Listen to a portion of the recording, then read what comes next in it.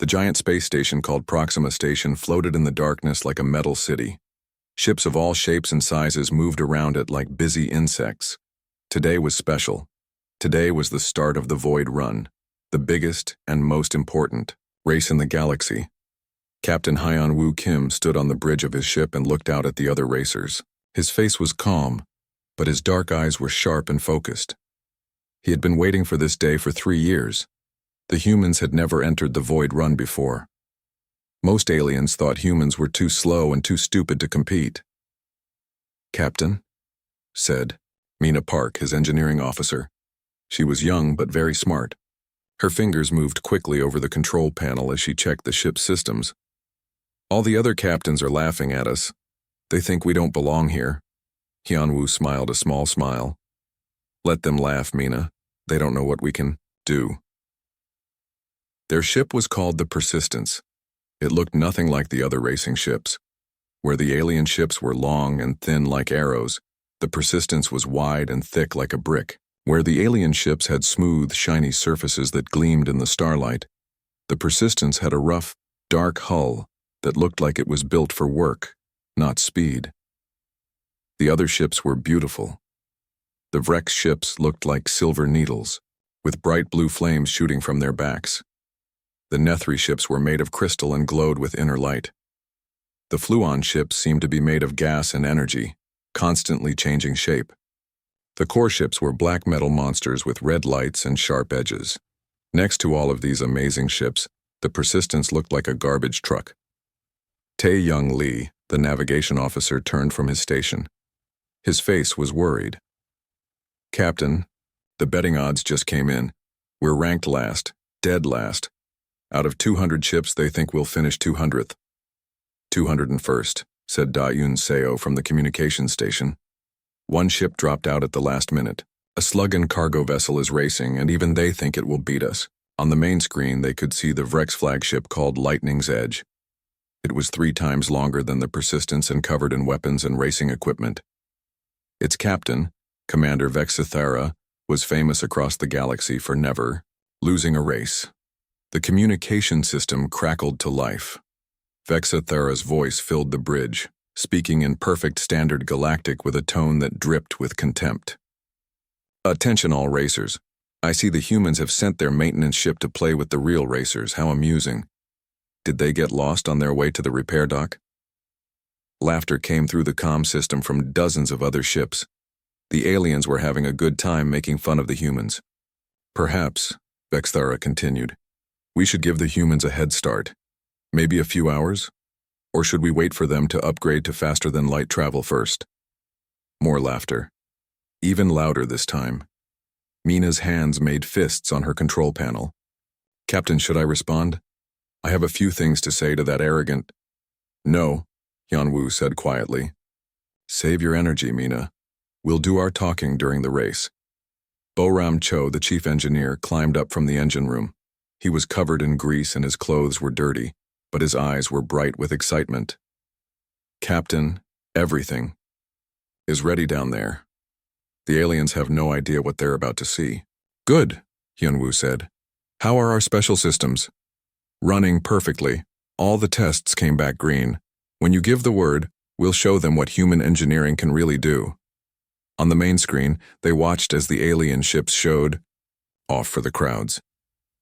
A Fluon racer suddenly disappeared and reappeared 1,000 kilometers away in the blink of an eye. A core ship punched a hole through a small asteroid just to prove it could. A group of Nethri ships created a light show that painted the space around Proxima Station in rainbow colors. The crowds watching from the station went wild with excitement. Holographic displays showed speed readings and power outputs that made the Persistence look like it was standing still. "Look at that," said Tae-young, pointing at his screen. "The Fluon ship just hit 0.95 light speed in normal space. That should be impossible." "The Vrex ships are showing engine outputs of over 50,000 terawatts, added Mina. "Our engines only show 500 terawatts on the display." "On the display," Bo-Ram said with a grin. "But displays can lie." The communication system activated again. This time it was the race officials from Proxima Station. "Attention all racers. The void run will begin in 30 minutes. The course is 50 light-years through the shattered nebula to the finish line at Kepler's Gate. This is the most dangerous region of space in the known galaxy. Ships have been lost here before. If you are not prepared for gravitational anomalies, temporal distortions, and hostile space phenomena, you should withdraw now. The voice paused. Any ship wishing to withdraw should signal now. Silence filled the comm channels. No ship was backing down. Very well. All racers, prepare for the starting signal. Around the Persistence, the alien ships moved into position. They looked like a pack of hunting animals getting ready to pounce on their prey. Their engines glowed brighter. Their weapon systems came online, not to fight each other, but to blast through any obstacles in their path. The Persistence sat in the middle of the pack, looking completely out of place. "Captain," said Dawoon, "we're getting direct messages from some of the other ships. They're not very nice. Let me guess. They're giving us advice about how to stay safe when we're left behind?" "Among other things, yes, sir." A new voice came. Over the comm system. This one was deeper and more mechanical. It belonged to a corps captain. Human ship Persistence. "This is the Iron Fist.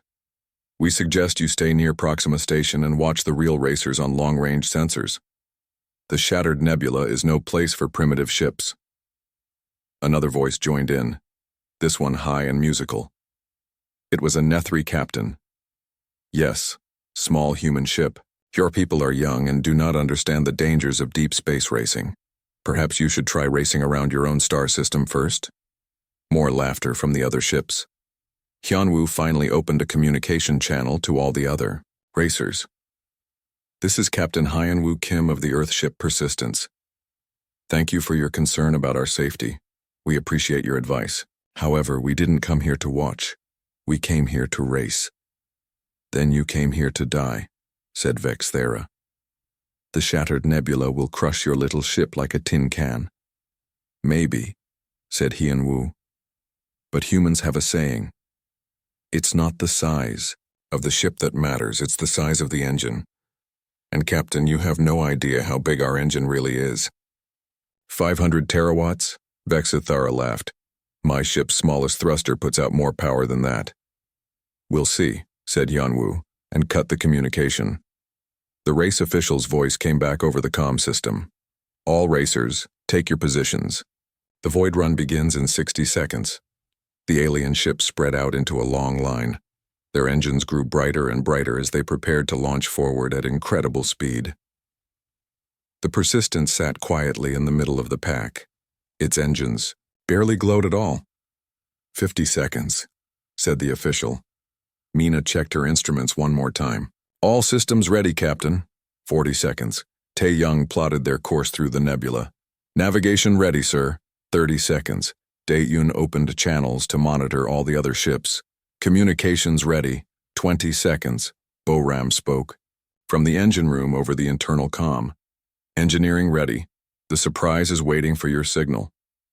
10 seconds. Hyunwoo placed his hands on the flight controls.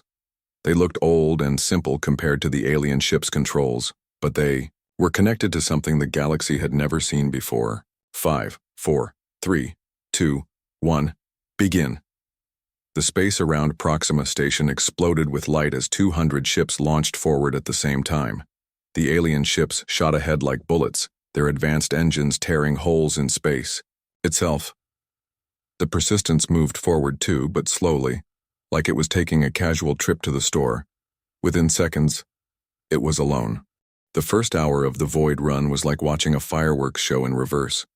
All the bright lights and fast ships shot away from Proxima Station and disappeared into the darkness of space, leaving only the slow, steady glow of the Persistence's engines behind. Hyunwoo sat in his captain's chair and watched the main screen. It showed the positions of all 200 racing ships. 199 bright dots moved away from them at incredible speed. One dot, theirs, crawled forward like a turtle trying to catch a rocket. "Current position report," he said calmly. Tae-young looked at his navigation screen and tried not to sound embarrassed.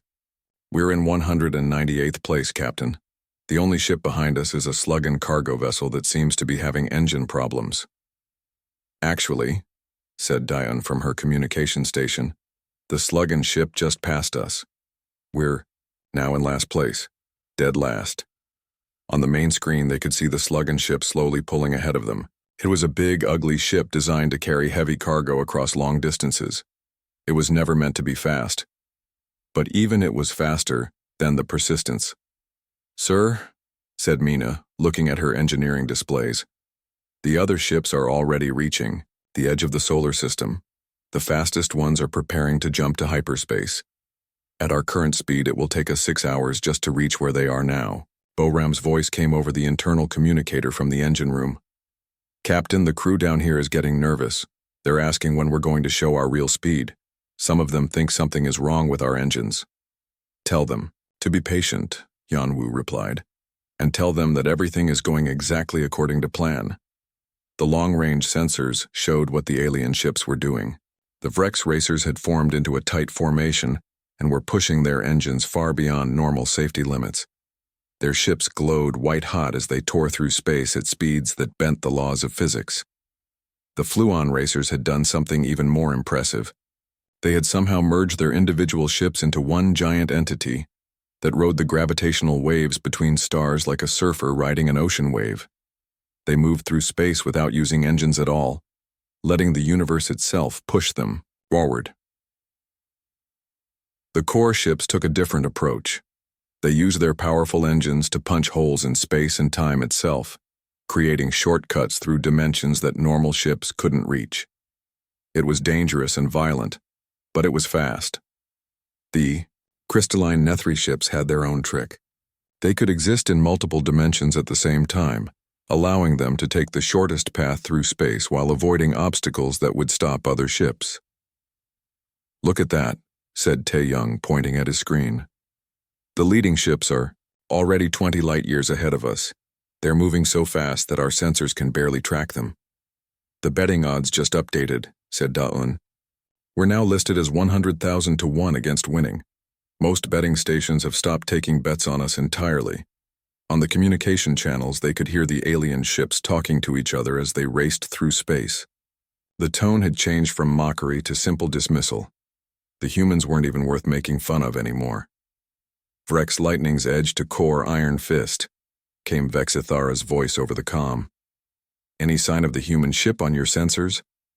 Negative, replied the deep mechanical voice of the core captain. Last reading showed them still in the starting system. They may have given up and turned back. Probably for the best, said a musical Nethri voice. The shattered nebula would have destroyed them anyway. Hyanwu listened to their conversation without emotion. Da-un, any messages from Earth Command? Yes, sir, several. They're asking for status updates. They want to know if we need assistance or if we should abort the mission. Tell them we're proceeding as planned. No assistance needed. Sir, they're also asking about our engine readings. Earth Command sensors show we're barely moving. They think something is wrong. Nothing is wrong, we're exactly where we need to be. Mina turned from her engineering station. Captain, I don't understand. We spent 3 years building this ship. We put technology into it that the galaxy has never seen before. Why aren't we using it? Yanwu finally smiled. Because, Mina, the most important part of any plan is timing. A weapon is only as good as the moment you choose to use it. But sir, at this rate, we'll finish the race 3 days after everyone else if we finish at all. Will we? Yanwu asked. Tae-young, show me the course map for the Shattered Nebula. The main screen changed to show the race course. It was a 3-dimensional maze of collapsed stars, black holes, gravitational anomalies, and space-time distortions. The safe path through it twisted and turned like a snake, adding thousands of extra light years to the journey. The other ships are taking the fast route, Tae-young explained. They're using their speed to power through the dangerous areas. But look at these readings from deep space monitoring stations. The nebula is more active than usual today. Solar, storms, gravitational waves, temporal distortions, it's like space itself is angry. Interesting, said Hyunwoo.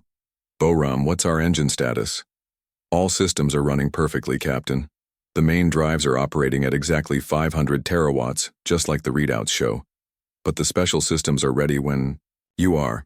Power levels are building slowly, just as we planned. Special systems? Asked Mina. Captain, what special systems? I designed most of this ship's engineering systems myself. What am I missing? Yanwu looked at his young engineering officer with pride. Mina, you designed the greatest engineering systems the human race has ever created. But what you designed was just the foundation. Boram and his team built something on top of your work that goes far beyond normal engineering. I don't understand. You will. But first, we wait. The hours passed slowly. On the main screen, they watched the alien ships spread out across the galaxy as they raced toward the shattered nebula. The fastest ships were already entering the nebula's outer edge, where space became strange and dangerous. Reports started coming in over the emergency channels. "Mayday, Mayday, this is the Zephyr Winds," came a panicked Fluon voice. "We've encountered a gravitational shear. Our formation is breaking apart. We need immediate assistance." "Iron Fist to all ships," said the Corps captain. "We've lost contact with 3 of our escort vessels. The temporal distortions in Grid 77 are stronger than predicted." "This is Crystal Song," said a Nethri captain. "Warning to all racers. The black hole in Sector 12 has shifted position. Repeat, the black hole has moved. Update your navigation immediately." Tae Young listened to the emergency calls and shook his head. "Captain, ships are already having serious problems, and they haven't even reached the dangerous parts of the nebula yet." "As expected," said Hyunwoo.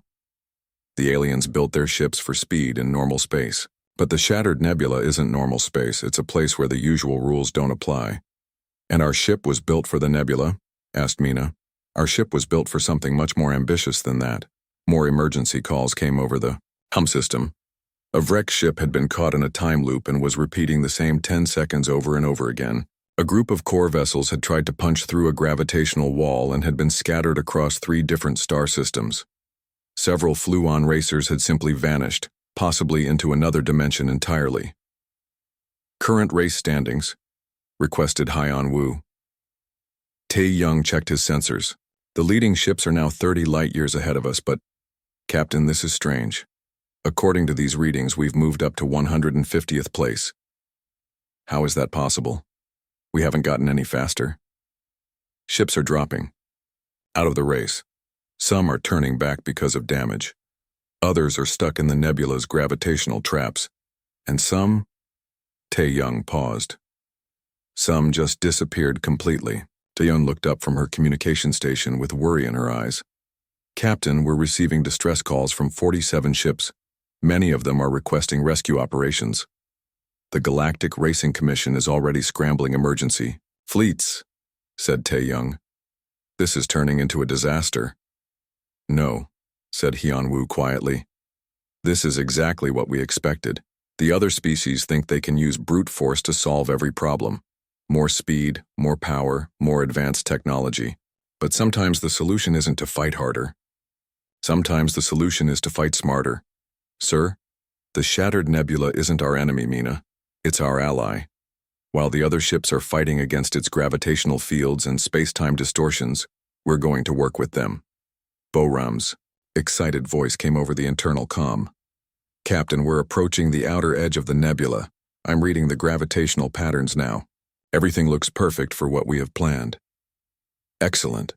Begin preliminary power-up of the special systems." "Aye, sir. Beginning power-up now." Mina looked at her engineering displays and gasped. "Captain, I'm reading power signatures I've never seen before. The energy levels are climbing way beyond anything our engines should be able to produce." "That's because they're not coming from our engines." "Then where?" Hyunwoo stood up from his captain's chair and walked to the main view screen. Ahead of them, the shattered nebula glowed with dangerous beauty. The shattered nebula looked like a cosmic graveyard from the outside. What had once been a collection of normal star systems was now a twisted maze of collapsed stars, black holes, and gravitational anomalies that made space itself act in impossible ways. It was the most dangerous region of known space, which was exactly why the Galactic Racing Commission chose it for their most challenging race. 24 hours into the Void Run, the alien ships that had laughed at the persistence were now fighting for their lives in the nebula's outer regions. "Emergency transmission coming in," said Da-Un, her face pale as she listened to her communication equipment.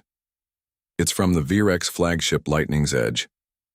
"Put it on the main screen," said Hyun-woo. Commander Vexthara appeared on the screen, but he looked nothing like the arrogant alien who had mocked the humans the day before. His silver skin was dark with stress and his large eyes showed real fear. "This is Commander Vexthara to any ship receiving this transmission. We are trapped in a temporal loop near the broken star cluster. Our navigation computers cannot find a way out. The same 30 seconds keep repeating over and over. If anyone can help us." The transmission cut off and started again from the beginning, then again, and again. "They're stuck," said Tae-young, studying his navigation displays. "The temporal distortion is making them experience the same moment in time repeatedly. They can't move forward because time itself isn't moving forward for them." "How many ships are trapped?" asked Hyun-woo. 12 wreck ships, sir. All caught in the same loop." Mina looked up from her engineering station with confusion. "Captain, I don't understand. If the temporal distortions are that dangerous, how are we going to get through? We're not any faster than they are. We're slower." "Are we?" Hyun-woo asked with a small smile.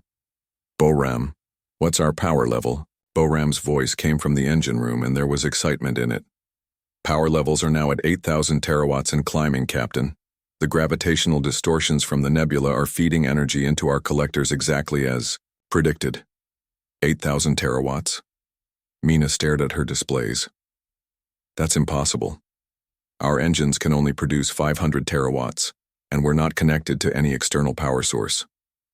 "Yes, we are," said Hyun-woo. "We're connected to the most powerful energy source in this region of space, the shattered nebula itself." Before Mina could ask what he meant, another emergency transmission came through. This one was from a group of core ships. "Mayday, Mayday, this is the Iron Fist battle group. We are under attack by gravitational waves. Our hulls are being compressed. Beyond structural limits, we need immediate evacuation." On the main screen, they could see what was happening to the core ships. Massive waves of gravitational force were washing over them like ocean waves, but instead of water, these waves were made of warped space-time itself. Each wave compressed the ship's metal hulls a little more, slowly crushing them like tin cans. 16 core ships caught in the gravity storm, reported Tae-young. "They're trying to use their engines to punch through the waves, but each time they fire their weapons or engines, they create more gravitational disturbance. They're making the problem worse." "The Fluon Collective isn't doing much better," added Da-yoon. "Half of their ships have dissolved into space gas. They tried to merge with the nebula's energy patterns, but the nebula's energy is too chaotic. It's tearing them apart." "Current race standings?" asked Hyun-woo. "We're now in 78th place, sir. Not because we've gotten faster, but because so many ships ahead of us have been eliminated or disabled. And we're still 20 light years from the nebula's edge," said Mina. "Captain, at our current speed, it will take us another 6 hours just to reach where these ships are having problems." "Will it?" Hyun-woo walked to the main view screen and put his hand on the console. "Boram, are we ready for the first phase?" "All systems are go, Captain. The space-time collectors are fully charged and the dimensional stabilizers are online. We can begin whenever you give the word." "Space-time collectors?" Mina looked at Hyun-woo with wide eyes. "Captain, what exactly did you build into this ship?" "Something that has never existed before," he replied. "Mina, you know that gravity bends space and time, correct?" "Yes. And you know that when space-time is bent, it creates potential energy, just like bending a rubber sheet creates tension?" "Yes. But that energy is theoretical. You can't actually use it. That's what every alien species believes. That's what human scientists believe too, until 50 years ago. But we learned something that the rest of the galaxy hasn't figured out yet." Hyun-woo turned to face his crew. "We learned that space-time isn't just something that exists around us. It's something we can control." "That's impossible." "Is it?" "Boram, Begin Phase 1. Phase 1 initiated, Captain. The ship began to hum with a sound none of them had ever heard before. It wasn't the normal hum of engines or life support systems. It was deeper, more fundamental, like the universe itself was singing. On Mina's engineering displays, impossible readings began to appear. Energy was flowing into the ship from directions that didn't exist. Power levels climbed beyond anything. In galactic records, Captain, she whispered. According to these readings, we're drawing energy directly from the gravitational fields around us. But that's impossible. You can't extract energy from gravity. You can if you know how to bend space-time in the right way, said Hyunwoo. The shattered nebula isn't just a dangerous obstacle, Mina. It's the largest collection of bent space-time in the known galaxy. All that gravitational distortion, all those twisted dimensions, they're not problems to be solved. They're a power source waiting to be used. The humming sound grew stronger, and the ship began to vibrate. But instead of the violent shaking that came from overstressed engines, this felt controlled, purposeful. Phase 1 complete, reported Boram. We're now drawing 12,000 terawatts from the local gravitational fields, beginning Phase 2. What's Phase 2? Asked Tae-young. Phase 2, said Hyunwoo, is when we stop traveling through space and start making space travel through us. The main view screen flickered and changed. Instead of showing the normal view of stars and nebula gas, it showed a three-dimensional map of the space around them. But this map showed something impossible. Space itself was bending around their ship, creating waves and ripples like a stone dropped in water. We're not just drawing energy from the gravitational fields, Hyunwoo explained. We're learning to control them. We're making our own gravitational waves. Another emergency transmission came through. This one was from a Nethri crystal ship. Warning. To all racers, we are detecting massive gravitational anomalies near the nebula's edge. Something is creating space-time distortions, unlike anything in our databases. All ships should avoid grid coordinates. The transmission was cut off by static. That's us they're detecting, said Da-un. We're the gravitational anomaly. Correct. And now that we have control of the local gravitational fields, we can do something no other ship in this race can do. Which is? We can make the nebula work for us instead of against us. The ship's movement changed. They were still moving forward, but now it felt different. Instead of pushing through space like a normal ship, they felt like they were riding on invisible currents. Captain, said Tae-young, his voice full of amazement, our speed is increasing, but we're not using more engine power. According to these readings, the gravitational fields are pulling us forward. That's exactly right, we're surfing on gravity waves. But sir, we're heading straight for the most dangerous part of the nebula, the same area where all those alien ships are trapped or destroyed. Yes, we are. But we're not going to fight the nebula's gravitational effects like they did. We're going to use them. The Persistence approached a region where 3 collapsed stars created a triangle of twisted spacetime. Any normal ship would have to carefully navigate around the gravitational wells, adding thousands of kilometers to their journey. Instead, the Persistence dove straight toward the center of the triangle. Captain, Mina shouted, we're heading directly into a triple gravity well. The tidal forces will tear us apart, will they? Asked Hyunwoo calmly. Boram, initiate gravitational harmonics. Gravitational harmonics active, sir. Instead of being crushed by the competing gravitational forces from the 3 collapsed stars, the Persistence began to resonate with them. The ship's own gravitational field synchronized with the natural patterns of the nebula, turning deadly tidal forces into a cosmic slingshot. Incredible, whispered Tae-young. We just gained 6 light-years in 30 seconds. We're using the gravity wells to accelerate us instead of slow us down. And we're not done yet, said Hyunwoo. Boram, are we ready for Phase 3? All systems are ready, Captain. But sir, Phase 3 has never been tested at full power. We don't know what will happen. We're about to find out. Initiate Phase 3. Phase 3 initiated. The humming sound from the ship's hull became a roar. The energy displays climbed, beyond measurement. And around the Persistence, space itself began to bend in ways that violated every law of physics the galaxy understood. They weren't just riding gravitational waves anymore. They were creating new ones. "Captain," said Daon, her voice filled with awe, "we're receiving transmissions from ships all across the nebula. 36 hours into the Void Run, everything changed. The alien racing authorities who had been ignoring the human ship suddenly found themselves staring at sensor readings that made no sense. The Persistence, which had been crawling along at the back of the pack, was now moving through the shattered nebula in ways that seemed to break the fundamental laws of physics. "This is impossible," said Racing Commissioner Thylex, a tall, thin Vrex official who had been running galactic races for over 200 years. He stood in the control center of Proxima Station, surrounded by screens showing the positions of all the racing ships. "The human ship appears to be in 17 different locations at the same time." "Sir," said his assistant, a nervous Nethri, named Crystalline Voice of Truth, "our best sensors show the human ship creating gravitational waves that extend across multiple star systems. The energy readings are beyond anything in our databases. That's not possible. Their ship only puts out 500 terawatts of power. That's barely enough to run life support on a ship that size." "Yes, sir, but—" The assistant's crystal body flickered with uncertainty.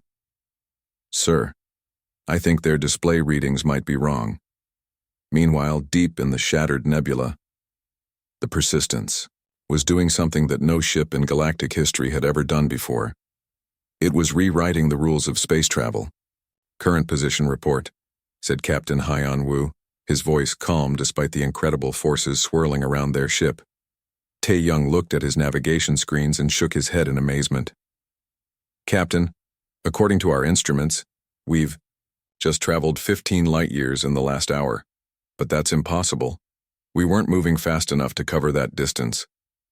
"We didn't travel 15 light-years," said Haiyan Wu.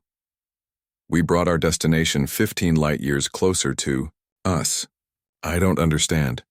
"Boram, explain to our navigation officer what we just did." Boram's excited voice came from the engine room. "Tae Young, we didn't move through space like a normal ship. We compressed the space between us and our destination. Imagine space is like a piece of paper, and we need to get from one end to the other. Instead of traveling across the paper, we folded the paper so both ends touched each other. That's impossible." "It was impossible," said Hyunwoo, "until we figured out how to do it." Mina stared at her engineering displays, trying to understand what she was seeing. "Captain, the energy requirements for folding spacetime should be enormous. We'd need the power output of an entire star, but our reactors are still only producing 500 terawatts. Our reactors aren't providing the power, Mina. We're borrowing it." "Borrowing it from where?" "From the universe itself. Every gravitational field, every collapsed star, every black hole in this nebula is lending us energy. We're not fighting against the natural forces of spacetime. We're convincing them to help us." On the main screen, they could see other racing ships struggling through the nebula's dangers. The ships that had laughed at the Persistence just 2 days ago were now trapped, disabled, or destroyed by the very forces that the human ship was using to accelerate. "Emergency transmission from the Fluon Collective Whisper Winds," reported. "Tayun, put it through." A voice like wind through crystal chimes filled the bridge. It was barely understandable, full of static and distortion. "Unknown ship. Creating massive space-time disturbance. Our ships are being pulled toward your location. What are you doing?" Haiyan Wu opened a communication channel. "This is Captain Haiyan Wu Kim of the Earthship Persistence. We're sorry if our passage is affecting your ships. We're simply traveling through the nebula using methods that your people might not be familiar with." "Methods? What methods?" "Our scientists say impossible. Violating basic physics, Gil." "Your scientists are very smart," said Haiyan Wu, "but they're thinking about this problem in the wrong way. They're trying to use force to overcome the nebula's gravitational effects. We're using cooperation." "Cooperation? We're asking the gravitational fields to help us instead of commanding them to get out of our way." The communication went silent for a moment. Then the Fluon voice came back, filled with confusion and something that might have been fear. "You're talking to gravity? Like it's alive?" "Everything in the universe is connected, Whisper Winds. Matter, energy, space, time. They're all part of one big system. If you know how to communicate with that system, it will help you accomplish things that seem impossible. Another emergency transmission interrupted them. This one was from a group of core ships that had been trying to punch their way through a gravitational storm. Human ship, this is Battle Commander Ironwill of the Core Imperial Fleet. We demand that you explain your propulsion method immediately. Our ships are being affected by gravitational waves that appear to originate from your location. Battle Commander, said Hyan Wu politely.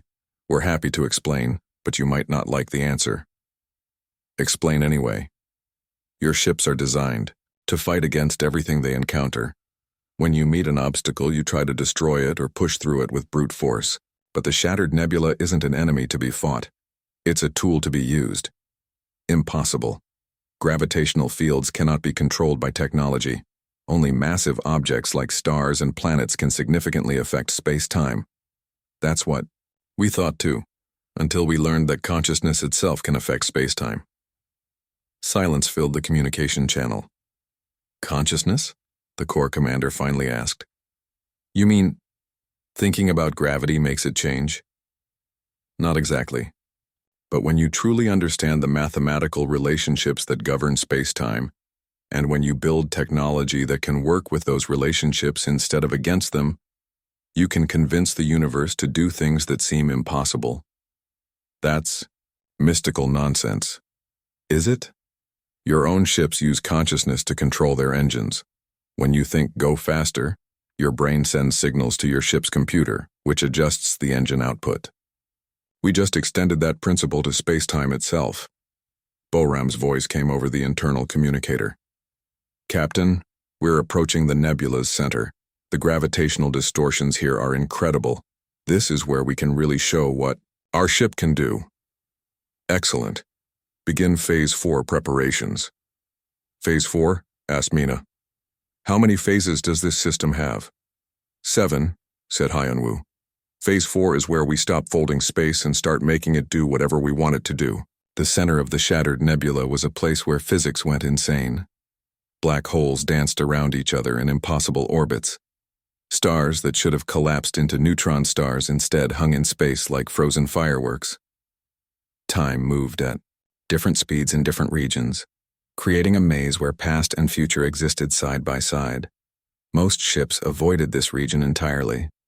Those brave enough or foolish enough to enter it were usually never seen again. The Persistence flew straight into the heart of this chaos. Captain, said Tae-young, his voice tight with worry. We're entering a region where our navigation computers can't function properly.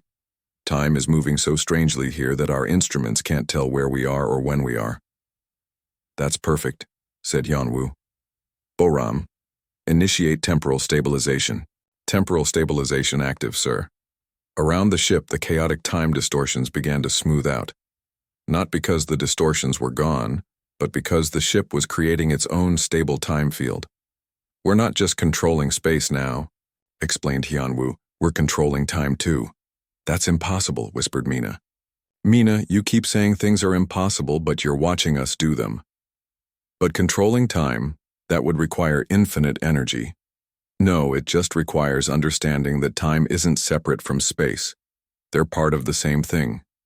Control one, and you can control the other. The ship passed through regions where alien vessels had been trapped for centuries, stuck in time loops or temporal mazes. As the Persistence moved past them, its time field briefly freed some of the trapped ships, allowing them to escape into normal spacetime.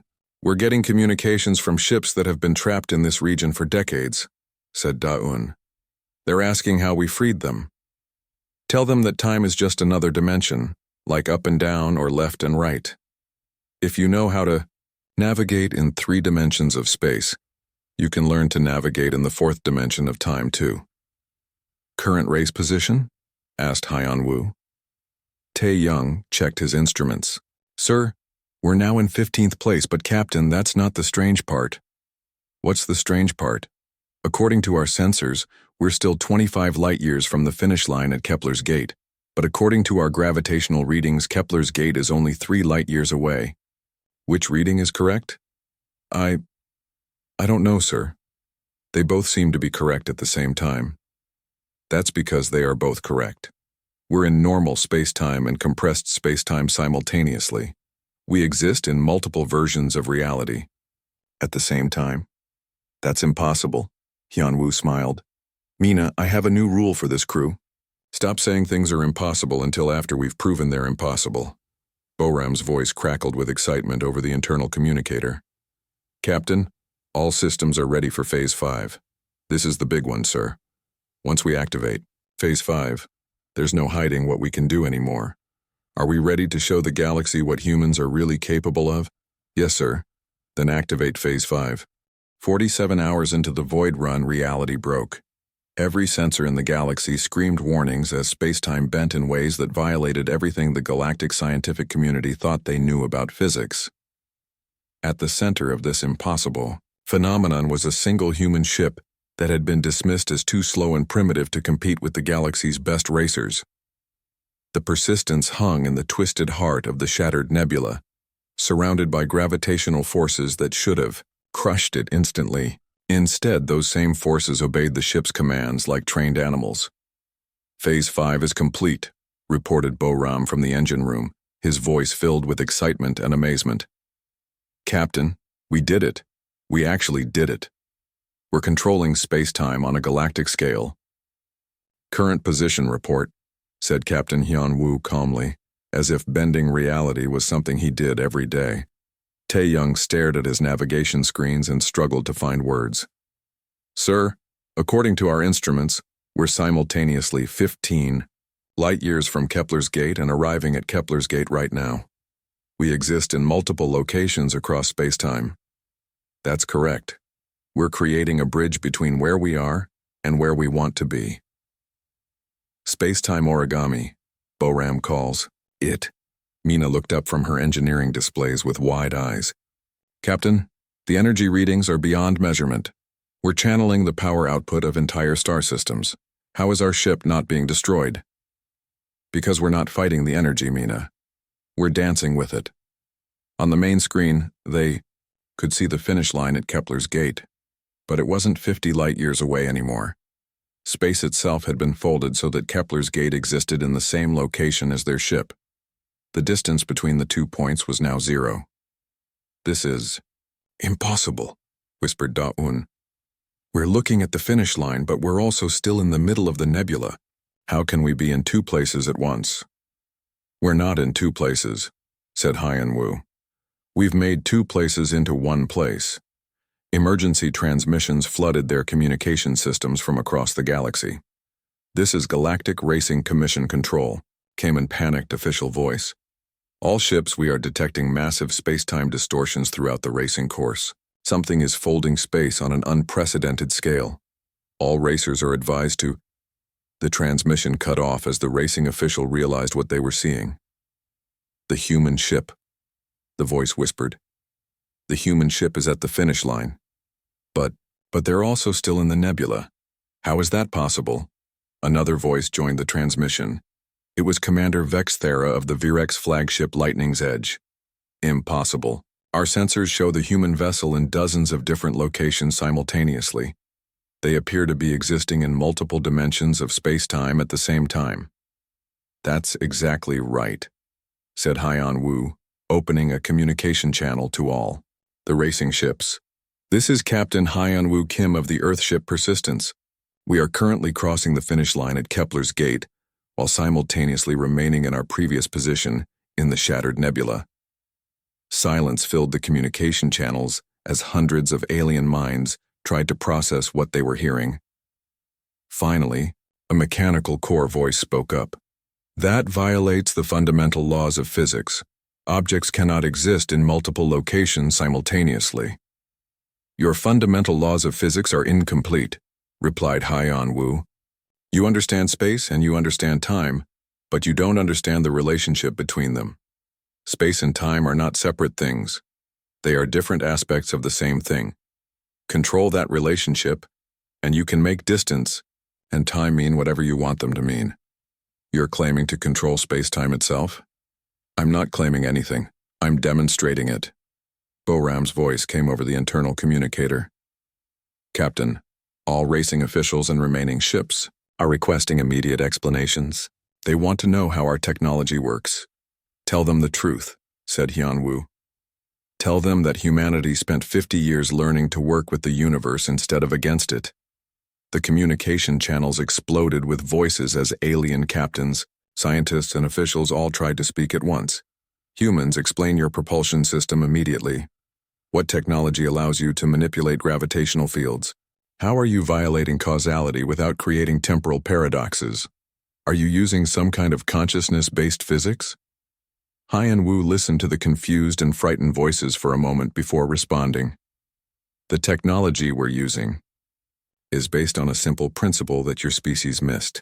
You all tried to conquer space-time through force.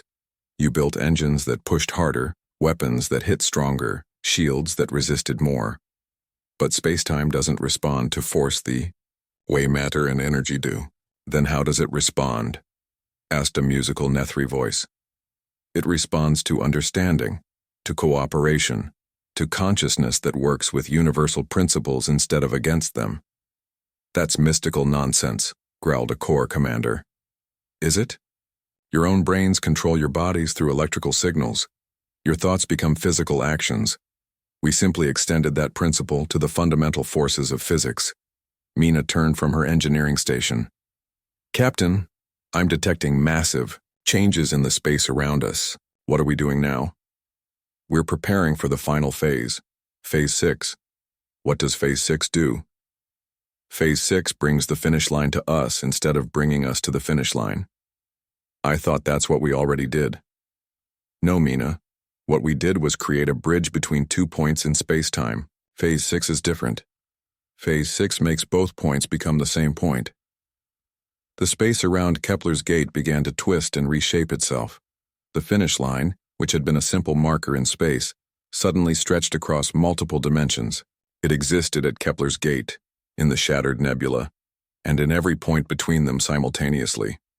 Racing officials watched in stunned amazement as their instruments showed the finish line expanding across 50 light-years of space in an instant. The finish line is everywhere, whispered Racing Commissioner Thylex. How is the finish line everywhere? Because, said Hyunwoo's voice over the communication system, we didn't just cross the finish line. We redefined what crossing the finish line means. The persistence appeared at Kepler's gate, not because it had traveled there, but because it had convinced space-time that Kepler's gate and the shattered nebula were the same location. This is officially recorded as a finish, announced the confused racing officials. The Earthship Persistence has completed the void run, but we don't understand how. You don't need to understand how, said Hyunwoo. You just need to accept that humanity has learned to work with forces that your species are still trying to fight against. Taeyong looked up from his navigation station. Captain, we're receiving priority transmissions from Earth Command, Vrex High Command, the Core Imperial Fleet, and the Galactic Science Council. They're all demanding immediate explanations. What should I tell them? Tell them, said Hyunwoo, that this was just a demonstration. Tell them that what they saw today was humanity holding back, using only a tiny fraction of our capabilities. Sir? This race wasn't about winning, Taeyong. It was about sending a message. What message? That humanity has moved beyond the limitations that other species accept as unchangeable. While they've been building faster engines and stronger weapons, we've been learning to reshape reality itself. Boram's excited voice came from the engine room. Captain, shall I activate Phase 7, the final phase? What does Phase 7 do? Asked Mina. Phase 7, said Hyunwoo with a smile, returns us to normal space-time. We fold space back to its original shape and return to being a normal ship that just happens to have won the most important race in galactic history. Activate Phase 7, Boram. Phase 7 activated, sir. The twisted space-time around them smoothly returned to normal. The gravitational distortions faded. The impossible energy readings dropped back to normal levels. The persistence appeared to be just a simple, slow ship floating near Kepler's gate. But every alien in the galaxy knew that appearances could be deceiving. Final race report, requested Hyunwoo. We won, Captain, said Taeyong. by about 37 light-years. The second-place ship hasn't even reached the nebula's center yet. Excellent. Dayun, please open a channel to all ships and racing officials. Channel open, sir. This is Captain Hyeon Woo Kim of the Earthship Persistence. We want to thank the Galactic Racing Commission for hosting such an interesting event.